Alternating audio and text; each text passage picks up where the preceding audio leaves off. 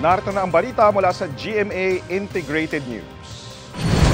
May rollback ang ilang kumpanya ng langis simula bukas. 50 centavos ang magiging tapya sa presyo ng kada litro ng gasolina, 25 centavos sa kada litro ng diesel, habang 30 centavos sa kada litro ng kerosene. Ikatlong sunod-sunod na linggong rollback na yan sa diesel at kerosene. Narito naman iba pang balitang binabantayan ng GMA Integrated News. 78 probinsya maapektuhan ng El Nino hanggang Mayo ayon sa Task Force El Nino. Pagsisimula ng Ramadan, bukas na ayon sa National Commission on Muslim Filipinos. At maayos pero maalinsangang panahon magpapatuloy sa malaking bahagi ng bansa ngayong Lunes. Mahinang ulan o kaya local thunderstorms posible pa rin sa ilang lugar.